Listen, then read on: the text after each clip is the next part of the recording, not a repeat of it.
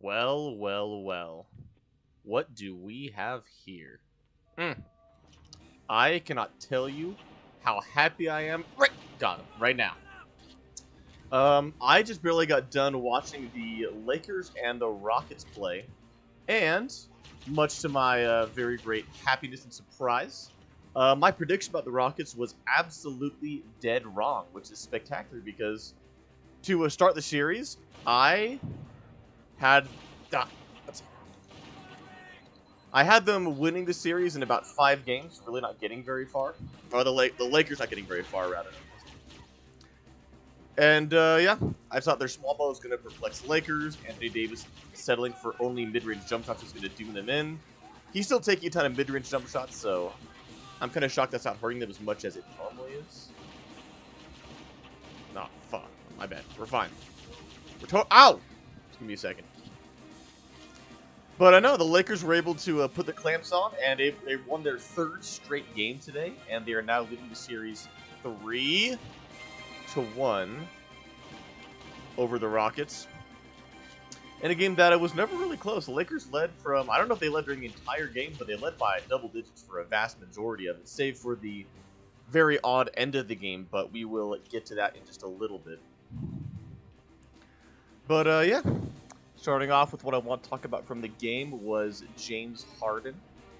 Oh, there we go. But no, James Harden, he shot 2 for 11 from the field. He had more than twice as many turnovers as he had shots made. He had, what is it? I actually hit him one shot. But you know, he went 2 for 11 from the field. I don't know what the actual stats were from 3. I know he had like 9 or 10 assists, which isn't too bad, but I mean, if you're a guy that averaged 36 points per game a season or 2 ago and is one of the best scorers, or supposedly the best scorers of all time, I don't believe he actually is, but his numbers say he is, then you need to be doing a lot more than putting up 2 for 11 in a game. 1, the 2 made field goals is unacceptable for someone of your caliber. 2, why are you putting up only 11 field goal attempts? That does not make any sense. If you are that good of a scorer, supposedly, you need to be doing a lot more than that. So, yeah, very, very disappointed in him. But, I mean, I think I mentioned this last video, or maybe the video before. Crap, 1 second.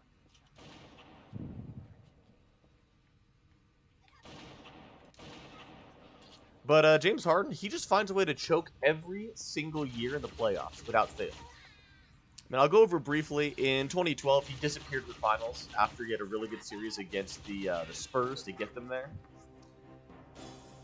And then in 2013, I've said before, totally fine, acceptable. He was brand new as the #1 option on the Rockets. They went up against the Thunder, even though the Thunder did not have, was it Russell Westbrook? Because Patrick Beverley was injured, but I'm on the Russell Westbrook hate train, saying that he's not a very good player and not very conducive to winning, so I can't exactly claim that changed the series that much. If anything, it probably helped Oklahoma City, so there's that. But now, 2014, he gets wrecked by sophomore or junior Damian Lillard, with Dwight Howard playing out of his mind, which is, once again, not really acceptable. And then 2015, he gets dragged by Josh Smith to the conference finals. Very, very embarrassing right there. Josh Smith, 2016. Oh, yeah, he had probably one of the worst stat padding regular seasons of all time with little to no defense. And then, of course, Ginobili just emasculated him by blocking him in, I think it was Game 5, and then just kind of bowing out after that. Losing the will to live, from what I saw. 2017, what happened? No, that was 2017. I lied. What 2017? 2018, I've been over before. Double-digit leads in Game 6 and Game 7 against the Golden State Warriors. If you're an MVP caliber player, you probably should close at least one of those games out. So super embarrassing. 2019, Steph Curry just absolutely destroyed him without Kevin Durant. So Warriors were terrible overall, and James Harden just did even worse against them that time around compared to the first time. So, oh crap, he's invisible. 1 second. Oh, got him. There we go. And then this year, I mean, his annual postseason choke job comes, and here it is right now. He's just lost the will to live. He doesn't want to play anymore. He wants to go back to Houston to go to his strip clubs. Ow, not too surprised at all. And, yeah, That's about all I want to say about James Harden. He chokes a ton. He is not one of the greatest players of all time, and he is not one of the greatest scorers of all time, mainly because he and Kevin Durant are both absolute abominations and disgraces to the game of basketball. Harden for his play style, and Kevin Durant for his, I don't know, chickenness, his lack of desire to actually earn a championship. Did he just, I mean, I know he's invisible, but he just disappeared.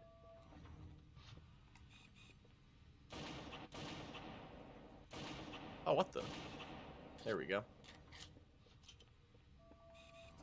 But yeah, anything else about the Rockets? Russell Westbrook played good, but I kind of inferenced it a little bit earlier. He's not a winning player. He's nowhere near efficient enough. Hopefully after this postseason, the majority of NBA people in the public, like casual fans and media people, pick up on the fact that Russell Westbrook is not a guy you can win a title with. He's too inefficient. He takes too many bad shots, makes too many bad decisions. It's just not going to happen. He played good this game, but he's been up and down for the entire postseason, so cannot trust him at all. Not shocked, to say the least. See, any other notes I had about him? Ah, yes, of course. Danwell House. Absolutely hilarious. In case you didn't know, Daniel House, supposedly, he might have had some sort of intimate relations with one of the COVID-19 testers on campus. I won't go into the entire story. You can read that online on Reddit or wherever you want to go to. But a woman entered the Houston Rockets hotel. She left a little while later, which coincided with the opening and closing of Daniel House's door during that time frame. So he did not play today because there's a good chance he contracted something. I don't know if it was COVID, but he definitely got something because supposedly this lady's been hitting it with lots of NBA players. So no shock there. He didn't play. He put the entire NBA bubble at risk. No shock whatsoever, so... Oh. One sec, I gotta kill these stupid tackles. My least favorite enemies in this entire game. There we go. But yeah, Daniel House, he did that. I'm trying to think any other notes I had on him. Oh, yeah. As far as NBA players bringing girls into the bubble, I fully expected the Rockets to be the team to do it, aside from any other team, because they're just very selfish. But I did not think it was going to be anyone but James Harden. I thought James was going to be the guy to bring some sort of woman in there and put everything at risk. So, surprised it wasn't him, but once again, not surprised that a member of the Rockets did it. The team takes on the personality of its best player. That goes from choking habits to, being very immoral as well. Not to mention that Daniel House has a wife and 3 kids from what I read, so that's not a good look. Infidelity is probably not the way to go. Unless she signed off on it, in that case, totally cool. But then his wife is also down to shut down the NBA in the bubble, so that is not what I want to see or what I want to hear. Now, I think, is that about it for the Rockets? I think it is, yeah. I'm very happy that I was wrong for the very first time. I'm actually going to predict... Oh, fuck. Give me a second. I am going to predict that the Lakers are going to win the series. It started off me predicting Rockets in 5. I moved it to Rockets in 6, even after the Lakers won 2 games. But now my faith in the Rockets has been completely destroyed. I don't even know why I bought into them. Like I said, James Harden chokes every single year. I just thought he was going to choke against the Clippers like he did in 2015. But, I mean, he surprised me. He did it early this time. So kudos to you, James. You tricked me. You tricked all of us. And I think that's about it for the Rockets side. But now I need to talk about the Lakers after I kill this dude. Give me a second. There we go. Anything over here? No, nothing over there. What about the Lakers? Oh, yeah, let's talk about Anthony Davis. I'm still of the opinion that he's very overrated. He's soft on defense, and he takes way too many mid-range jumpers. I did see a stat, I believe, during Inside the NBA that he's like 17 for 17 the past 2 games in the paint against the Rockets, which is not surprising. The Rockets have no big men. You should do that. Any missed shot is unexpected and disgraceful. But no, he's taking way too many jump shots. Late in the game, the Rockets went on like a 17-2, some sort of crazy run to go from down 23 to only being down like 5 with a minute left, something crazy like that. The only reason the Lakers got away with it was because Anthony Davis got this ugly mid-range floater jump shot to go in that has no right going in. So Lakers got lucky. they're able to get away with Davis being so soft because Rondo's been playing out of his mind, and the actual NBA god, which is Brian Scalabrini's successor, Alex Caruso, is playing absolutely great right now, so crap. No? Crap.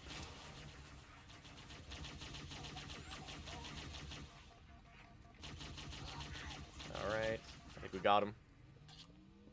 Ladies and gentlemen, we got him. But no, Alex Caruso played absolutely great this game. Hit the clutch 3 to kind of put the game to bed. Making a lot of great passes. Doing a lot of good stuff. So happy for Caruso. Rondo's been playing great. But yeah, the reason Lakers have been getting away with these, they definitely should have lost. I think it was game 2 or 3. One of the two where the Lakers shot like 60-some% from the field in the first half. They should have lost that game, but Rondo kept him in it. I think it was probably game 3 where that happened. But I digress. But yeah, I think it's about Anthony Davis. I'm pretty sure he'll get exposed against the... Or even am I? Oh, here I am. Shh. Gotta keep it quiet. Just give me a sec. I think there's like a gold dude in here that I have to kill real fast. There we go. But yeah, other people for the Lakers, LeBron James has been playing great. He had kind of a Jimmy Butler game here late until the very end when he started taking the most terrible shots of all time, which I'll still get into just a little bit. Crap. Oh my gosh. But 1 health. Give me... Oh, crap. Is he actually going to come in here? Alright, just give me a second. I'm going to go back to LeBron James after we get out of this little mess. There we go. Crap, I'm low on ammo. I have to save some of this. Oh. Oh, no, he got me. That sucks. But yeah, LeBron James, he's been playing fantastic. He had kind of a Jimmy Butler-esque game where he just doesn't shoot a lot of shots, and then the Lakers just kind of win anyway, which is what I want to see. There we go.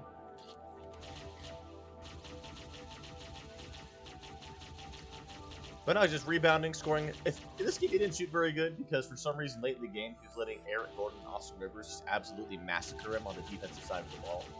By defensive, I mean they were playing defense, and he just would either turn the ball over by having a bad pass, shot clock violation, or just shooting a bad shot and missing it. All of the above applied. Very, very perplexing. Oh, all right.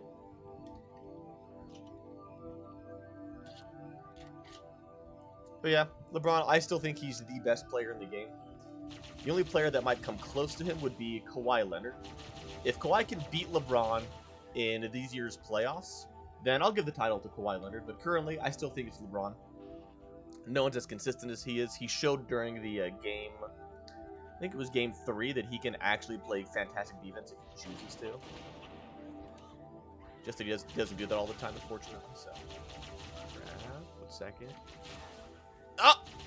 Gone.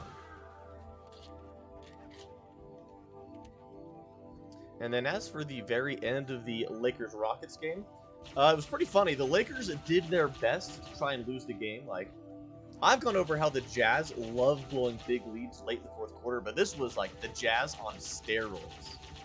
Because typically the Jazz give away huge leads in like 2 to 3 minutes. 20 points, 15 points, doesn't really matter. They just love to let the other team stay in the game. And to the Lakers, I think they're up 23 in the 4th quarter with about 6-7 minutes left. And then, I mean, my exact numbers could be wrong. They turned it over something like 4 or 5, maybe even 7 straight times. Where, like, literally multiple times, even off inbounds, the Lakers would just pass it to a Rockets player who would just grab the ball, then go and lay it in or get fouled, one of the two. One time, Anthony Davis got past the inbound and he just ran out of bounds. Like, a Rocket guy was not close to him. He just decided to run out of bounds and turn the ball over. The Lakers scored 10 points in, like, a minute to get within 10, and then the Lakers just kept turning it over. They kept isoing LeBron. He kept getting wrecked by the Rockets role players, and, yeah, pretty embarrassing stuff. Yeah, the Lakers have the same bad habit the Jazz have, where they, even if they have a big lead, they just put in cruise control, don't care, play down to their competition, let them back in the game, and it's very disappointing. Against the Clippers, that is not going to fly. Assuming, of course, the Clippers take down the Nuggets, which they will, like I said last game. I was not interested at all in watching the Clippers and the Nuggets play because I knew the Clippers were just going to destroy the Nuggets. Nuggets were just too soft. So, to no one's surprise, that actually happened. Is anyone in here? We must be in the brig. These look like Okay, I don't think anyone's in here. I think we're good. Multiple detention stations. But The captain must be in one of them. yeah, no, I was dead certain that the Clippers and Nuggets was going to be a game where the Clippers just take it to them and Nuggets don't really make a game of it. And I was completely right. That's exactly what happened. So, no shock. No shock anywhere. I feel like there's some sniper ammo around here that I missed. Give me a second just to look around a little bit. Maybe it's in the next hallway. Give me a second to look.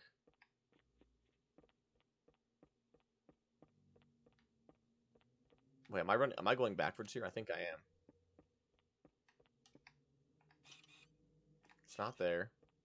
We're going over here. Gotta go down.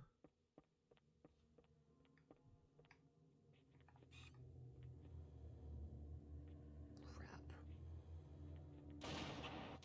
No! No, it's supposed to be a collateral. I have lost with so much ammo. Just freaking go down. Please. Alright, well, let's get to Captain Keys, and then we'll finish this up as I get to it. So give me a second to kill these fools, and then we'll just move on forward. But yeah, no, the Nuggets got wrecked. If they don't get blown out tomorrow, then that'll be the biggest shock in the entire postseason so far. So, yeah, no faith in them whatsoever. Alright. Anything over here? Nope, no one? Cool. Cool. Alright, let's just go full sniper ammo preservation right here. Let's see what I can do. And I know there's some invisible boys. And then Sword Boy. Come over here. Come over here. Good boy. Oh my gosh, he's actually not that close. Easy. Now...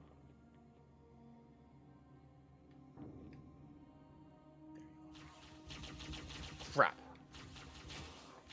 I can't see them! I think I got one.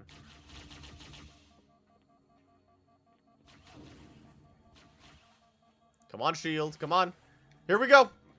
Ah! Got him. Alright, cool. Alrighty, and that's about it.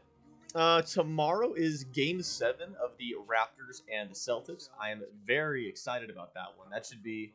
I hope it'll be a good game. I think I predicted earlier that the Celtics are probably going to blow out the Raptors because the way the series has gone so far is that... typically, the Celtics either blow out the Raptors. Well, the Celtics do blow out the Raptors, and the Raptors come back. They put up a good fight, and they just barely scrape by, whether it's an OG Anunoby 0.5-second buzzer beater 3 or a crazy double overtime game, which is one of the best games I've ever seen. So, yeah. Super excited to watch it. I'll probably make a video about that when we're done, and we'll probably finish up this level, which is crazy because I think this is the 3rd straight video on this level, so yeah. Let's see how fast we can get it done. Thank you guys for watching, and we will see you all next time.